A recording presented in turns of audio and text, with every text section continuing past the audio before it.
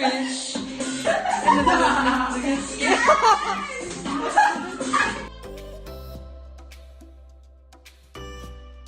Hey everyone, and welcome back to my channel. So for today's video I'm going to be sharing with you what I got up to at Freshers Week. I did actually vlog my entire Freshers Week as in sort of like my first impressions on things. I obviously didn't film in the evenings, especially one because I didn't want to break my camera because of stupid drunken mistakes. I just wanted to kind of enjoy myself and get to know people instead of like shoving cameras in everyone's faces for the first week. Didn't want to give off a bad impression, kind of wanted to just get involved and just sort of take in the whole atmosphere. But I just thought I'd make this like sort of formal-ish video, what I got up to at Freshers Week and the whole experience basically. For those of you that are new here, hi, my name is Charlotte and I'm studying at the University of Lincoln. I'm a first year. For anyone who's not in the UK and watching this, Freshers Week is basically a 7-day period where students come to university, they've got no lectures, it's their first week since they move in, loads of events are on in the evenings, like loads of people go out clubbing, drink every night pretty much, and it's just sort of an introduction week to university basically for UK students. And this is what happened on my Freshers Week. On moving day I was super nervous. I came up to Lincoln, my move-in date was between 3 and 5 PM, which was quite annoying because it was in the evenings. I kind of wanted to come in the morning, but it obviously gave us a nice start to the day to drive up and everything. I went and got some fresh food from the local big Tesco here with my family, and basically me, my mum, dad, brother and my boyfriend. Sorry, there's a train going past. And they all helped me move in. We basically came in, brought all my stuff to my room. Everything was a bit crazy. You'll have seen if you saw my move-in vlog on my vlogging channel. But yeah, everything was a bit crazy. I brought everything in. I was so nervous. I had no idea what to do. But I basically came in. I ended up seeing Jess, one of my flatmates. I won't exactly tell you where I'm staying, but I'm staying in halls of residence at University of Lincoln in one of the on-site accommodations, and I have 6 flatmates. I'm really close with 3 of them. We all get on very well, and we all have like similar interests and stuff. And when I moved in, I brought all my stuff in. I ended up seeing Jess when I came in, I think, and we just were like hi, blah blah, just like really quick small talk because everyone was just getting on with their rooms and stuff. I didn't know what like to do, but everything was like smooth when you get here. I was so nervous before I came, but everything was quite natural when it comes to you, like quite naturally when you're actually in the environment, if you know what I mean. We sorted all my room out, went into the kitchen. A few people had already like sorted out their own drawers and stuff, and I saw Jess in the kitchen and we were like, hey, do you want to share like a food cupboard? And we were like, yeah, that's cool, because a few people had already put their stuff out on that, and we thought we might as well like grab a space together.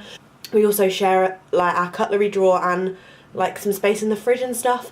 And then I put my stuff in the freezer. There was fine, there was like a lot of space for everything. There was no issues at all, which was very handy. And then I came back and sorted out the rest of my room with my family, said goodbye. It was really sad. I did cry.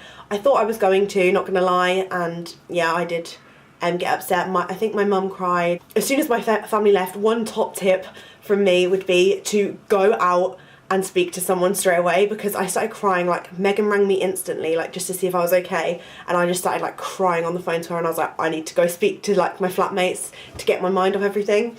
But everything was pretty much fine after that. I literally just like stopped crying and went in, spoke to Hattie opposite me in the corridor, and she's so lovely. Like we're so close already. Like it's been 2 weeks and we're like best friends. And yeah, we just started chatting. We were both obviously sad about our family because we're both family orientated people, so we were both very sad and like in a similar situation. So it was nice to just talk about life and get to know each other. And soon everyone was fine. We all went and sat in the like social area and got to know each other. It was pretty smooth. It's just you have to like not fake confidence, but you have to just push your boundaries. If you're quite a shy person and you do want to get to know new people, you are going to have to like try and come out your shell, try and evoke conversation, and like I can't really explain it. You just have to kind of approach people, be confident, just have a chat. You're not going to get on with everyone. Like there are people already that I've spoke to that I know I won't get on with, not in my flat, but like elsewhere. Like but you have to try. You have to try and get to know people, see if you're going to have similar interests, and just get yourself out there as much as possible. But we all got on really well. We basically on our first day we went to Wetherspoons. After we got chatting, we thought it would be a good idea to like go out to like Wetherspoons or something and have a chat and a drink, get to know each other some more. So we basically had a walk along the Brayford Quay, which is really beautiful at night. Like I was like, yes. Just like walking around, getting to know like the area, because it was dark, it was quite difficult and we got lost a little bit. But we ended up going to a Wetherspoons called the Ritz in Lincoln, for those of you that know that, and it was really nice. We had a chat, and basically there was a situation. I don't really know if I want to share this inside joke or keep it an inside joke. It's probably not going to sound funny, but basically our flat ended up like sort of having an inside joke from day one, which has actually like helped us bond really weirdly. Like this woman was absolutely steaming. She was pissed out of her face, and she like was walking up to the bar getting a drink while we were, and she like basically like just like rocked up and like threw herself on the counter and was like, what day is it? Like, out of her face. Like I can't even explain how pissed she was. She was like middle-aged, and then the like bartender was like, Sunday? And she was like, can I have a dirty banana? And I was thinking, like my initial reaction was like, oh, that sounds sick. Like I love like banana flavoured things. I was like, I want a cocktail, I want a dirty banana. Like I just assumed it was a cocktail. So I like got the drinks menu. Like I was just overhearing their conversation. And I looked at the menu and there was like nothing on there called that. So I was really confused. And we were like staring like, what's going on? And the bartender was like, no, we don't sell that. And then she went, do you have any bananas? And then he was like, no. And she was like, do you have any rum? And he was like, yeah. It's not really that funny if you weren't there, but it kind of like started like an inside joke. So I just Go on. I think put it in a cup.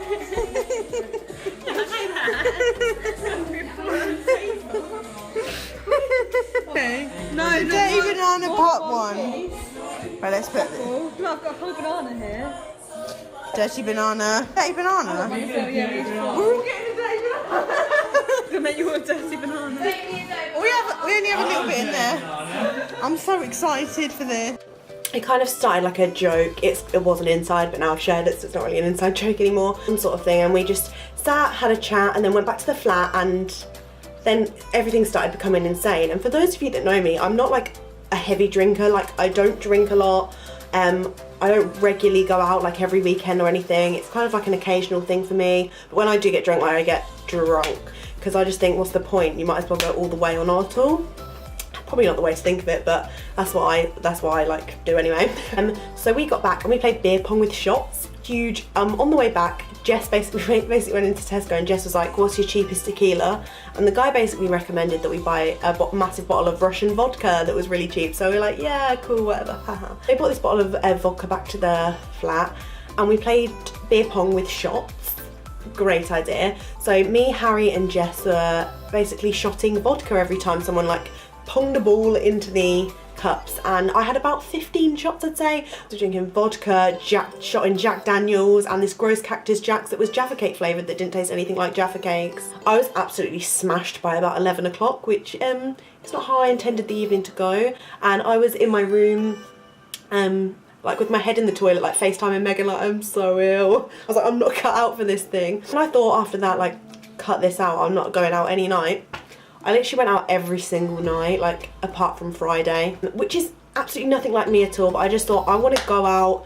You obviously don't have to do this, don't feel pressured to go out every night, but for some reason I was just worried that I wasn't going to make any friends, wasn't going to socialise. But honestly, you can stay in. Like my friend Hattie stayed in. I'm sure she won't mind me saying this, but she stayed in a couple nights because she didn't feel well, but she stayed in some nights because she's not a drinker, like she's not a heavy drinker like me either, but I just decided to go out every night because I just wanted to get to know new people, have fun, get to know the area, just socialise as much as possible, probably stop thinking about my family at home. It kind of helped me not overthink things. So, and basically my best friend Megan, who I've known since we were 8 maybe. We've known each other for 12 years, me and Megan basically. We go way back and we ended up coming to university together. She's come to my flat because she gets on like really well with my flatmates, so she comes here very often. We went out like loads of nights. So Monday night we went to this event called Love Dough, amazing. It's in this club called Circle, if anyone knows it, and I loved it. Like the music was my thing and the night was just amazing. We play Ring of Fire like every single night as well, so we need to find some more drinking games because we play Ring of Fire a hell of a lot. On Tuesday night we went to a like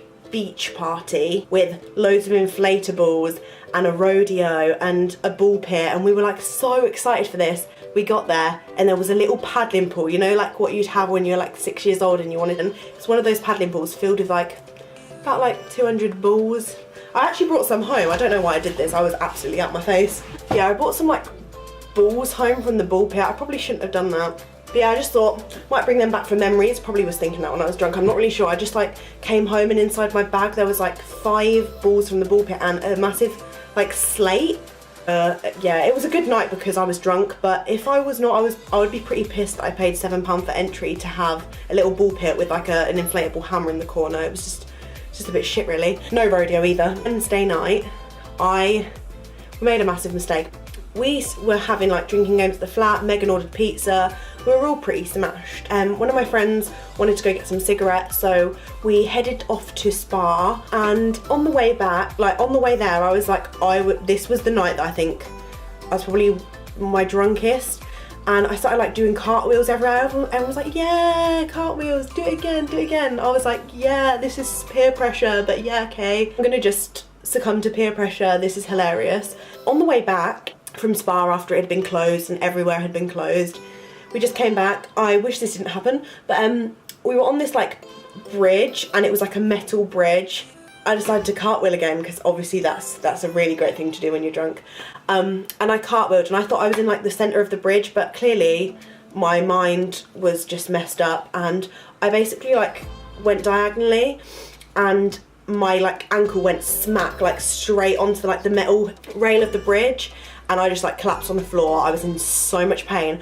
I'm so glad I was drunk, otherwise I feel like I would instantly start crying. I somehow managed to walk home. My foot was in agony. It was the worst, and I like the whole night I'd had my like leg propped with like ice cubes. I'm gonna insert a photo. Basically, Megan wrapped my foot in, I woke up and my foot was like wrapped in toilet paper that Megan had like thought was a great idea. Hattie had put random ice cubes like just on top of it. My foot was like half in a sock, and it was just a really messy, stupid night. I literally have no idea what happened. And then the next morning I went to the doctor's. It was actually fine after a couple days. I did have to walk up a steep hill, and for those of you that don't know, Lincoln has basically a massive hill with the cathedral at the top, and it's literally like so steep.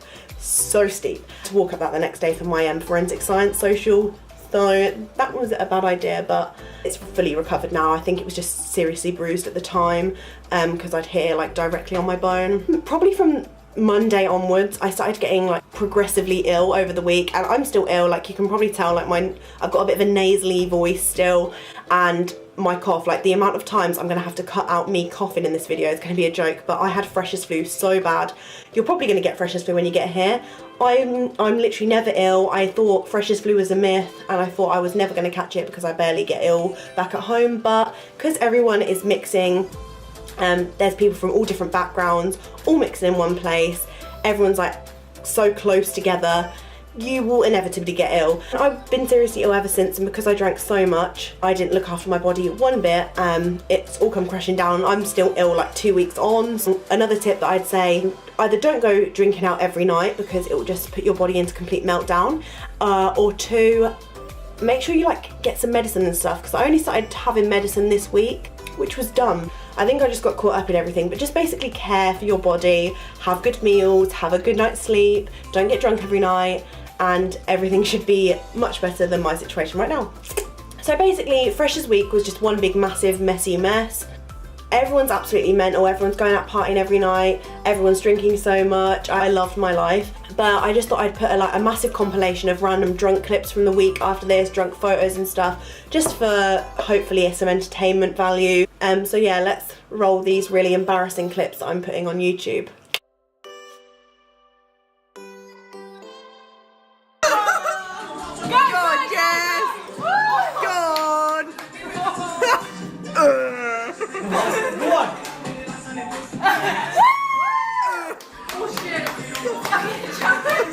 I thought that shoe was a bra. I was like, whoa.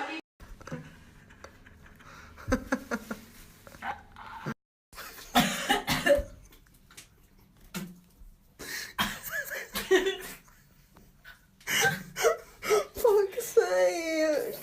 Hey, cherry not great.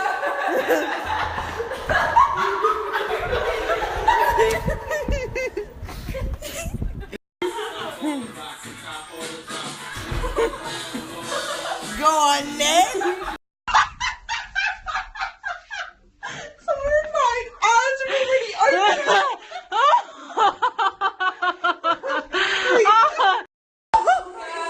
Swish, swish, swish.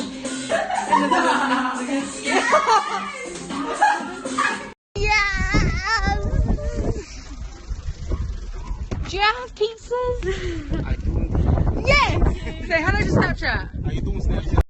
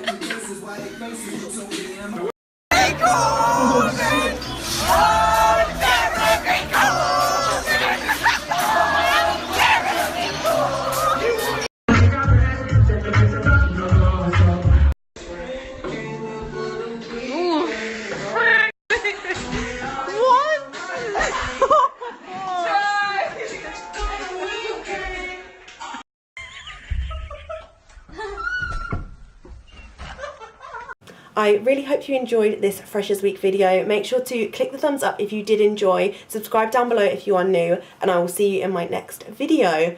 Bye!